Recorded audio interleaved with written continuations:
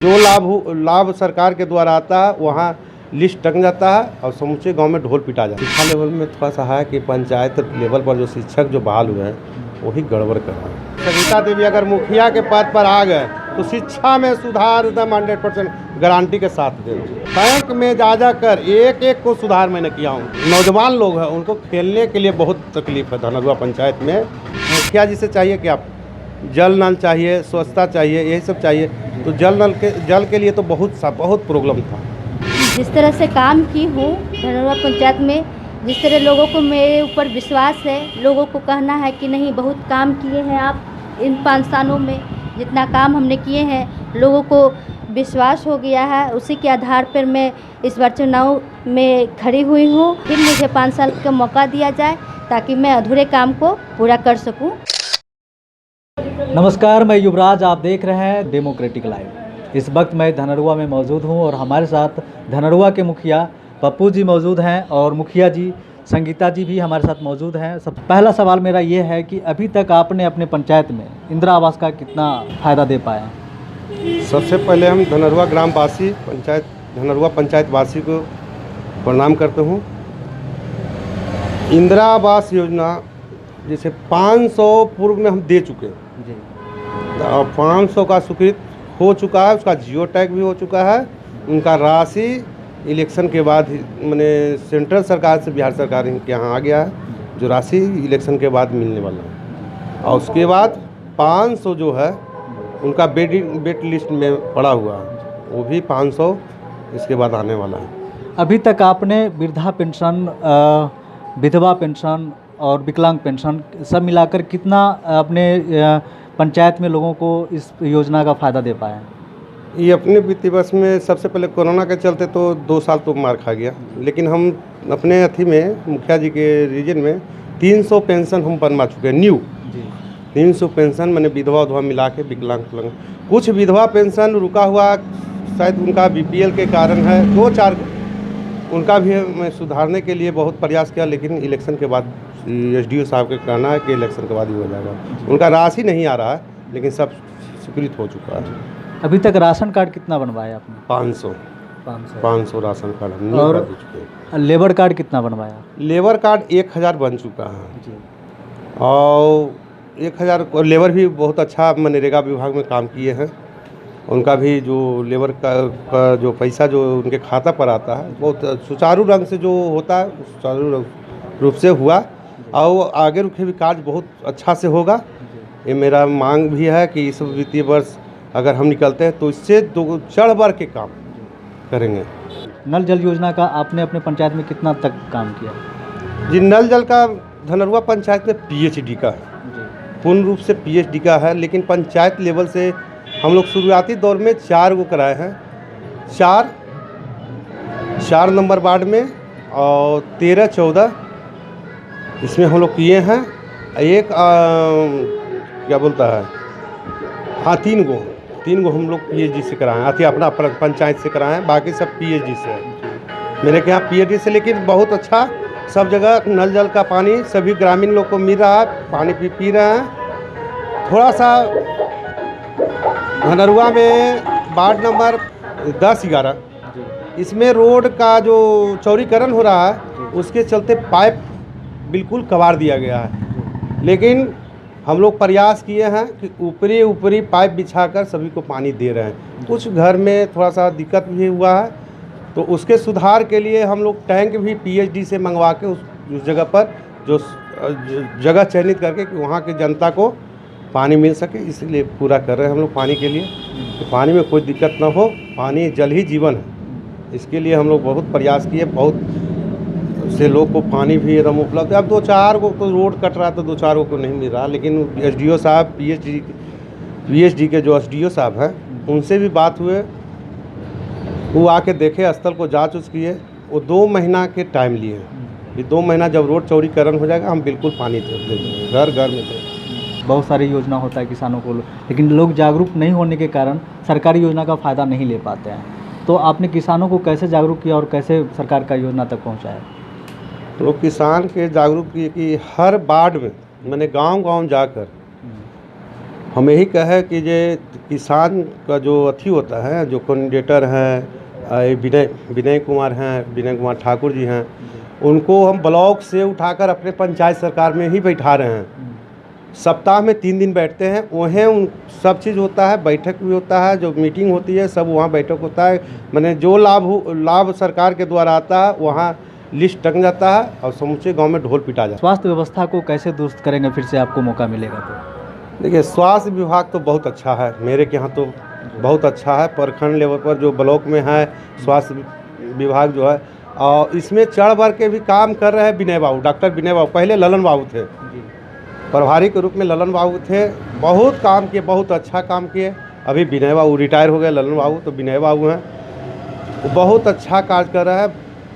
सभी प्रखंड में मैंने पूरा धनरुआ प्रखंड के लेवल पर जो ये है स्वास्थ्य केंद्र, बहुत अच्छा भी काम हो रहा है। जो रही कोरोना काल का तो ये सब तो कहना नहीं है, सब तो डॉक्टर नहीं भगवान है, बहुत चढ़ बढ़ के काम किए हैं और सब जगह शिविर लगा कर अपने स्तर से। अभी कल भी मंझौली लगाए, मैंने लगातार अभी दुर्गा पूजा में धनरुआ में शिविर लगाए हुए थे, एकदम मेन मेला में लगाए हुए थे। बहुत अच्छा चल रहा है और स्वास्थ्य केंद्र का तो कुछ कहना नहीं है, बहुत अच्छा चल रहा है। शिक्षा को आप कैसे देखते हैं?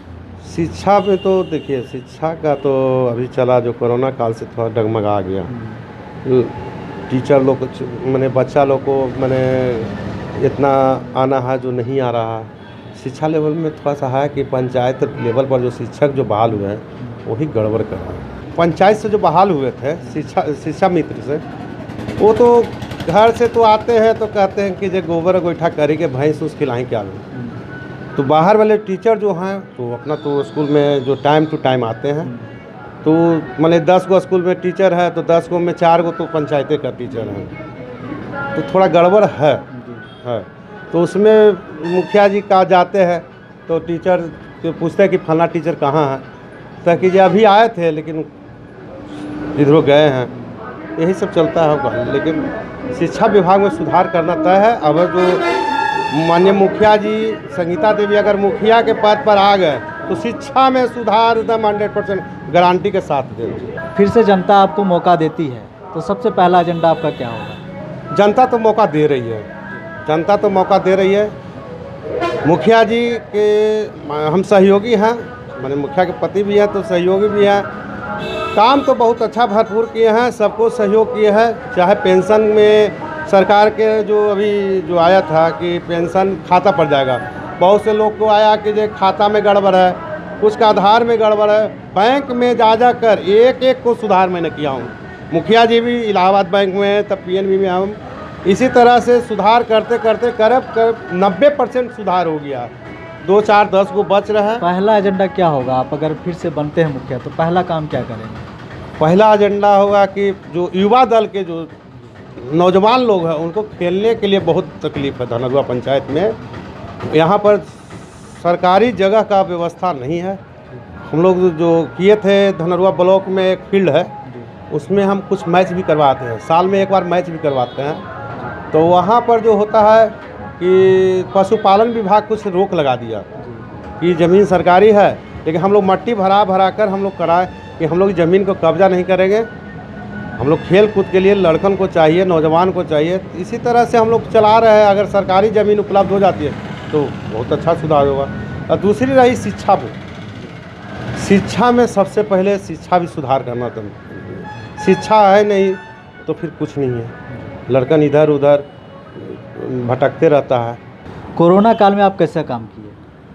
कोरोना काल में जो सरकार द्वारा गाइडलाइंस जो है जी, तो उसमें हम मुखिया जी हर घर जाकर सभी को मास्क भी वितरण किए और एक घर में 3 बार सैनिटाइज भी किए और साबुन का भी वितरण किए। और उसका सभी लोग को समझाया बुझाया कि इस तरह का जो बीमारी हम लोग देखे नहीं थे, सुने नहीं थे, तो देखना तो बड़ी दूर की बात है, लेकिन अपने अथी में देख लिए। तो हर घर जाकर सभी को समझाए और समझाते हुए भी ग्रामीण जनता में समझदारी तो आ गई है बहुत अच्छा से।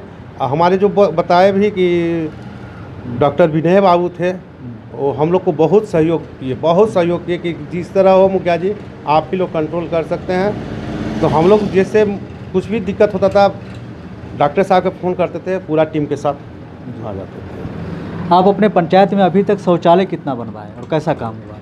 शौचालय बहुत अच्छा सुचारू रंग से हुआ, 500 प्लस में बनाए हैं। समुदाय शौचालय मेरे पंचायत में कहूँ नहीं बना है। सरकारी ज़मीन के अभाव के कारण हमारे पूरा पंचायत धनरुआ पूरा पंचायत में एक भी शौचालय समुदाय शौचालय नहीं बन पाए, क्योंकि सरकारी ज़मीन है ही नहीं। 2-3 जगह हम लोग चिन्हित भी किए तो सीओ साहब का कहना है कि पैन है, पैन में हम NOC नहीं देंगे, तो हम लोग से नहीं बन पाया। लेकिन शौचालय घर घर शौचालय बहुत अच्छा से, जो हमारे महादलित सदीसोपुर है, ग्राम शहरू में है, गढ़िया पर है, बहुत अच्छा से। धनरुआ पंचायत में पानी का समस्या था, बाढ़ का समस्या था, तो इस पे कैसे काम किए आपने? समस्या तो था धनरुआ पंचायत में, पानी पीने के लिए तो बहुत समस्या था। कितने बार तो ग्रामीण लोग हमारे घर पर मैंने चढ़ के रोडबाजी भी कर दिए थे। पानी का समस्या ग्रामीण को चाहिए क्या, मुखिया जी से चाहिए क्या, जल नल चाहिए, स्वच्छता चाहिए, यही सब चाहिए। तो जल के लिए तो बहुत प्रॉब्लम था। तो मेरे के यहाँ PhD था, PhD पीछे आया, लेकिन दुरुस्त करके ही काम किया। अभी तक काम चालू भी है। हर घर में, नथपुरा में देखिए, सदीसोपुर महादलित टोला में देखिए, डुमरा में देखिए, PhD जो हुआ, हर घर में पानी पहुंच रहा है। इसीलिए अब सभी ग्रामीण लोग संतुष्ट हैं कि पानी मिल रहा है। मुखिया जी अब स्वच्छता पर है। स्वच्छता पर मैंने सरकार से जो ब्लॉक से लिखित दिए थे, तो स्वच्छता के लिए हमारे के यहाँ लमसम 65-70 लाख रुपया इशू हो गया है। हम बहुत माननीय मुख्यमंत्री जी को धन्यवाद देता हूँ कि हमारे पंचायत में 2 पंचायतें, धनरुआ प्रखंड में 2 पंचायत में, एगो धनरुआ एगो सोनबई, 2 पंचायत में स्वच्छता के लिए ये लागू हो चुका है। इलेक्शन के बाद ये सब सुचारू रंग से चालू है। अपने पंचायत के लोगों से क्या कहना चाहेंगे? नमस्कार, मैं धनरुआ पंचायत की मुखिया संगीता देवी हूँ और मैं धनरुआ पंचायत के सभी ग्रामीण लोगों को नमस्कार करती हूँ। सभी बड़े गार्जियन जो हैं उनको भी मैं नमस्कार करती हूँ, और मेरी बात को देखें और समझें कि मैं जिस तरह से काम की हूँ धनरुआ पंचायत में, जिस तरह लोगों को मेरे ऊपर विश्वास है, लोगों को कहना है कि नहीं बहुत काम किए हैं आप इन 5 सालों में, जितना काम हमने किए हैं लोगों को विश्वास हो गया है। उसी के आधार पर मैं इस बार चुनाव में खड़ी हुई हूँ, और मैं सभी ग्रामीण गार्जियन और बच्चों और सभी से मैं यही अनुरोध करूँगी कि इस बार मुझे जिस तरह से 5 साल के मौका मिला है, इस बार फिर मुझे 5 साल का मौका दिया जाए, ताकि मैं अधूरे काम को पूरा कर सकूं। जिस तरह के मैं काम की हूं उसके विश्वास पे मैं कर रही हूं। बहुत बहुत धन्यवाद मुखिया जी आपका। तो ये थे मुखिया जी संगीता जी हमारे साथ मौजूद थे, मुखिया पति पप्पू जी भी हमारे साथ मौजूद थे। इन्होंने सभी सवालों का जवाब दिया। तो आप देखते रहें डेमोक्रेटिक लाइव के लिए कैमरामैन कुंदन किशोर के साथ युवराज की रिपोर्ट।